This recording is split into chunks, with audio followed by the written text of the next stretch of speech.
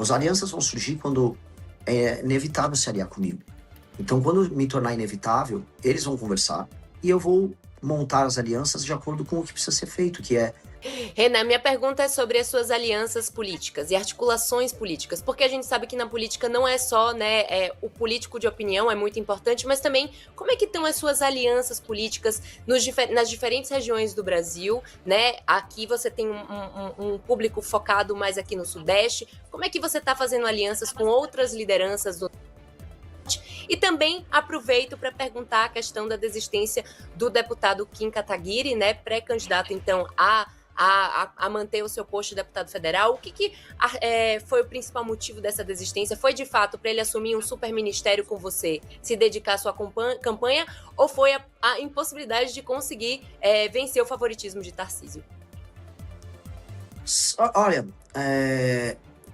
a tua primeira pergunta sobre alianças. Eu não estou afim agora de fazer aliança. Tudo na vida tem o seu momento. Eu comecei sozinho essa campanha. Eu tô sofrendo muito na campanha. Eu tenho que rodar de carro. Eu fico doente. Eu perdi meus... Eu não vejo meus pais. Eu não vejo boa parte da minha família. E eu sei que eu tenho que fazer isso e chegar nos 10% meio que sozinho com os meus amigos.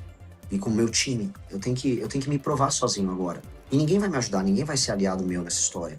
É muito solitário esse trabalho que a gente vai fazer. As alianças vão surgir quando é inevitável se aliar comigo. Então, quando me tornar inevitável, eles vão conversar e eu vou montar as alianças de acordo com o que precisa ser feito, que é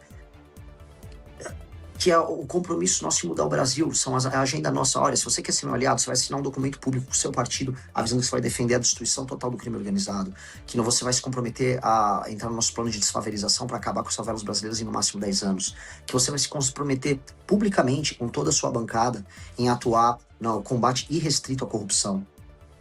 E mais outros temas que são centrais no nosso plano de governo. Fazendo assim, de maneira transparente, sem colocar bandidos, nós faremos alianças com todo mundo, ou quase todo mundo, tá? Agora, tudo na vida tem o seu momento. Eu tenho que me provar, eu sou para muitas pessoas uma figura nova. E se eu não conseguir, eu falhei. Então eu tenho... É uma pressão grande porque eu não posso falhar. Eu tenho que chegar lá e eu vou chegar sozinho. O senhor mencionou em entrevista ao podcast Inteligência Limitada que no momento que falaram ali a respeito do Nordeste, né, dessa região, o senhor chegou a dizer que o Flávio Bolsonaro copia seu slogan "Nordeste é a solução", né? E que outras figuras também o copiam. Quero saber quem te copia e, no caso de Flávio Bolsonaro, e também mais aprofundado a respeito desse slogan, de que o senhor tem se aproximado do Nordeste nessas expedições, nessas andanças por aí. Como é que tem se dado também essa aproximação? O único político que rodou mais o Nordeste do que eu foi o Lula. É isso que eu posso dizer. E não agora na campanha. Na história dele. O Lula já rodou de ônibus no Brasil. Ele fez a Caravana da Cidadania em 1995. E eu respeito isso. O Lula é meu adversário de vida. Eu odeio o Lula.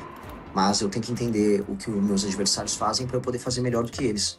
E eu pretendo rodar o Brasil de carro, ganhando ou perdendo a eleição. Eu vou rodar, eu irei em todos os municípios do Brasil, é um compromisso que eu tenho, porque eu só poderei ser um líder estando nos lugares e falando com as pessoas.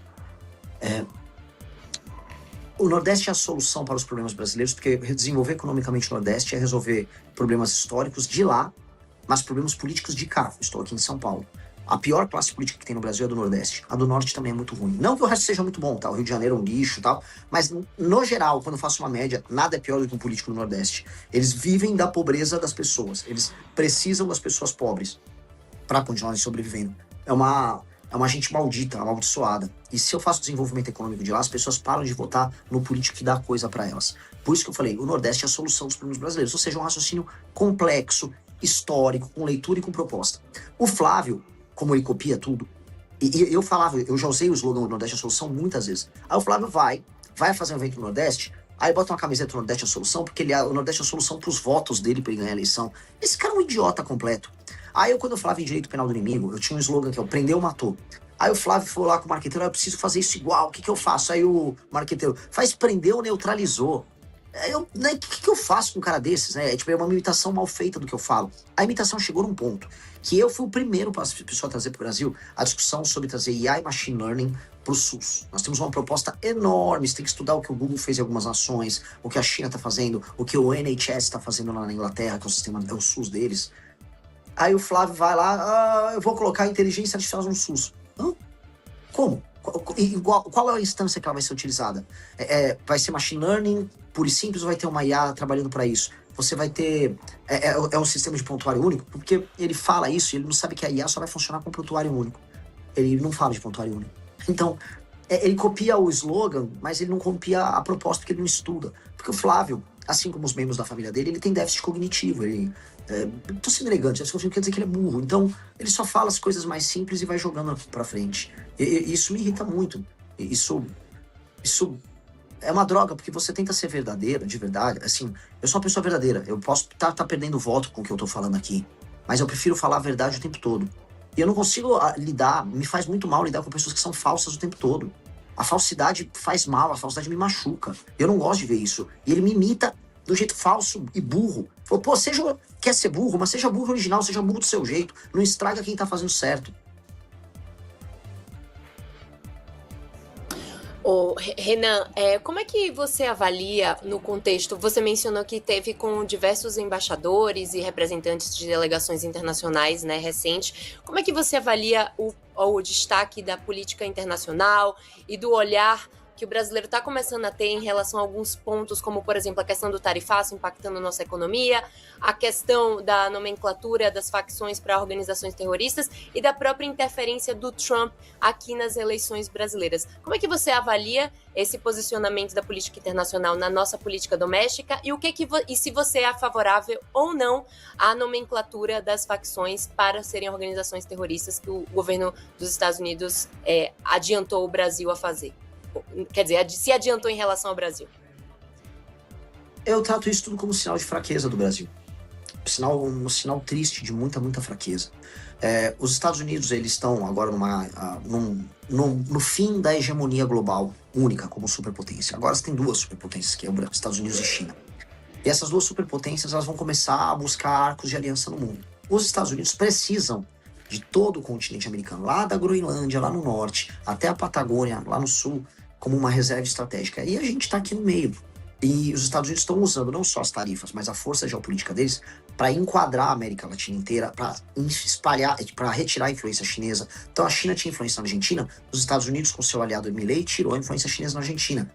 A Venezuela era um entreposto chinês aqui na América do Sul, ele derrubou o governo. E ele vai interferir mais ainda. E eles vão precisar alinhar o Brasil com eles. Então, esse processo, que é em grande medida humilhante para o Brasil, tá? E foi humilhante que o Trump fez com o Lula, ele é um processo que nós precisamos reconduzir numa presidência da República. Ou seja, os Estados Unidos vão precisar da gente por causa das terras raras. Não há condição dos Estados Unidos ter, basicamente, as forças armadas deles nos próximos anos sem sentar com o Brasil. Por quê? O Brasil tem a segunda maior reserva de terras raras. A China tem a primeira, e a China é a única que tem tecnologia de processamento. Os Estados Unidos nem a tecnologia pronta do processamento eles têm. Você vê como eles estão humilhados ali. Então eles vão ter que sentar conosco. Ou a gente senta de maneira altiva e monta um plano de começar não apenas a extrair, mas processar as terras raras e produzir um complexo industrial no Brasil, ou a gente vai ficar sempre vendendo as coisas para os outros e fazendo um negócio ruim, que é o que está acontecendo agora. Eu tô dando uma dica. Empresários brasileiros já estão servindo com empresários americanos. Esses empresários brasileiros são amigos de políticos. Então os políticos brasileiros vão vender os nossos recursos pros gringos e a gente não vai ficar com nada. O novo pau-brasil. Eu vou brecar tudo isso, tá? Mas este é um novo cenário global que tá pintando, em que se a gente trabalhar direito com o Japão, com Taiwan, com Índia, com a União Europeia, com os Estados Unidos, nós podemos transformar o Brasil numa powerhouse, né? Num lugar muito poderoso que não apenas extraia, vamos dizer, você extrai o neodímio, o disprósio, você extrai esses minérios, você consegue processar, aí você consegue fazer o ímã no Brasil, desse ímã você consegue fazer as baterias para drone, para carro, para celular. Eu tô falando aqui no celular, o ímã que vai no seu celular vai terra rara. Todo esse complexo de produtos começar a ser feito no Brasil com centenas de milhares, milhões de empregos de altíssima qualidade, muito dinheiro ficando aqui. E a gente muda o Brasil. Então, isso uma maneira da gente se adaptar geopoliticamente a esse contexto novo que está vindo aí. E a maneira que eu defendo também. Sobre o enquadramento como organizações terroristas, eu sou bem direto.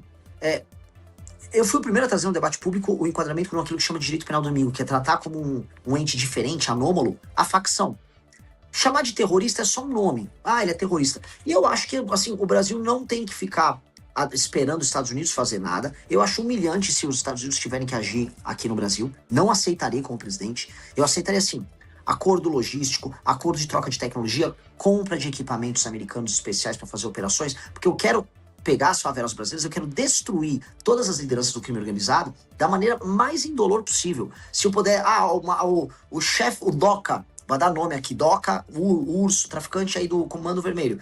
Se você tiver uma casa sozinho e eu detectar, eu vou mandar um drone estourar a tua casa. E ninguém ao redor vai se machucar. Que é como acontece agora nas operações. Eu quero ter essas tecnologias, eu quero essa parceria com os Estados Unidos. Eu quero drone e bomba no DOCA.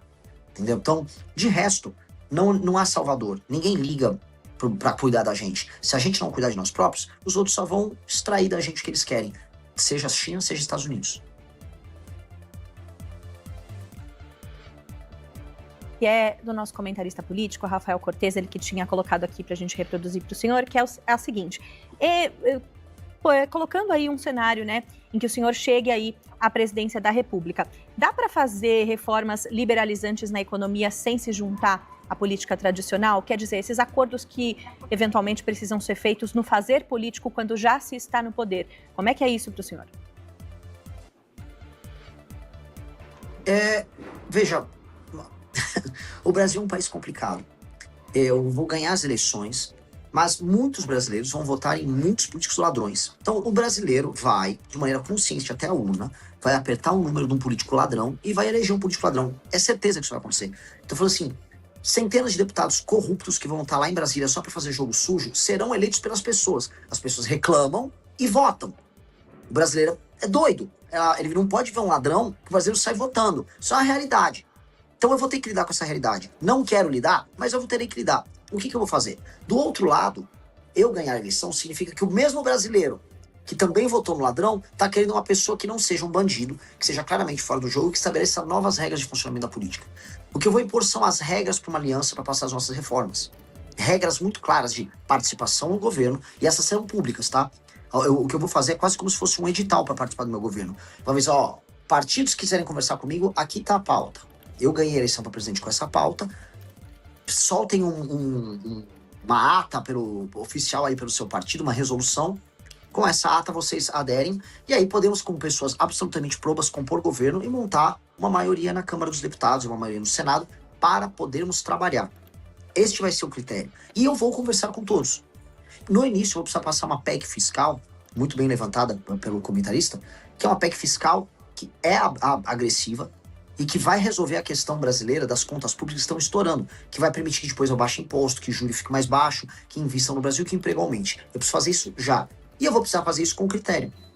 Agora, você não vai me ver aqui num governo que compra as pessoas, que vai entregar a estatal para vagabundo de partido vagabundo, ficar ganhando dinheiro. Não tem o famoso, olha, pega o ministério com porteira fechada. Não existe essas discussões de porteira fechada. O Brasil, por exemplo, se você entrega um ministério com porteira fechada, significa que aquele partido vai roubar de porteira fechada. Isso acontece no governo do PT, aconteceu no governo do Bolsonaro. Nós temos que disciplinar isso, não pode funcionar dessa maneira. E os partidos sabem que terá que ser assim, porque se eu ganhei a eleição, significa que o eleitor já está com essa mentalidade. Então eles vão ter que se adaptar. Se não se adaptarem, eu não vou ceder para eles. Eu não vou ceder para eles. Eu não vou entrar em guerra com os deputados, mas eu também não vou ceder para eles. Para finalizar, pré-candidato, quero saber o seguinte, pintei aqui um cenário em que o senhor se elege presidente e agora o contrário, né? Em não se elegendo, tendo ali o cenário de segundo turno, o presidente Lula e o senador Flávio Bolsonaro. Para quem o senhor acaba fazendo campanha ou vai se isentar desse debate? Eu vou pro segundo turno. Eu nunca vou trabalhar com hipótese. Não se vai pra guerra imaginando que você vai perder. Imagina a seleção brasileira agora. Não, tô imaginando em torcer pra França agora no final. Não pode. Mas exercícios de suposições existem nesses momentos, porque também faz parte do fazer político, né, pré-candidato? Lógico. E aí quem faz são os jornalistas que trabalham com cenários. Eu sou um líder, eu não sou um jornalista. Então eu não posso não me comportar como líder aqui diante de vocês. Um líder, eu não posso falar pras... Vou colocar aqui dezenas de milhares de pessoas que me divulgam, que estão agora falando o meu nome. Olha, se eu perder, eu vou fazer tal coisa. Eu não posso fazer isso com elas. Eu não posso. Porque elas foram as primeiras pessoas a se juntarem a mim pra gente começar a construir essa história. Elas brigaram com seus familiares. Às vezes, elas tinham pai petista, mãe bolsonarista, e elas tinham uma terceira posição e apanhavam dos dois. Os dois se juntavam pra brigar com elas. Foi muito difícil pra essas pessoas estarem aqui. Eu não posso falar pra elas que eu vou perder e que eu imagino que eu vou fazer se eu perder. Se eu perder, a única coisa que eu digo é que eu vou provavelmente chorar. e vou abraçar as pessoas que lutaram comigo e vou ficar muito bravo, porque eu tô dando toda a minha energia nisso. Eu não vou aceitar ter uma mentalidade que não seja vitória. Eu vou lutar até o fim. Eu não posso pensar assim. Eu peço desculpas pra você, porque eu sei que você tá fazendo um trabalho jornalístico muito sério. Essa é uma pergunta importante pra leitura de cenário. Mas eu não sou essa pessoa. Eu não posso te responder essa sua pergunta. Não tendo que se desculpar, já tá respondendo, é legítimo. E te agradeço por essa conversa aqui. Renan Santos, pré-candidato do Partido Missão à Presidência da República, conversou conosco aqui no Rede TV Notícias, primeira edição. Muito obrigada, bom dia. Obrigado, foi uma honra estar com vocês. Excelentes perguntas, adorei a entrevista, adorei a tese das Kardashians, vou começar a usar. Olha, eu quero direitos copyrights, viu? Aquela que é royalties. Eu vou citarei você. Royalties, tá bom? Tchau. Muito Fechado. bem. Tchau, tchau. Maria,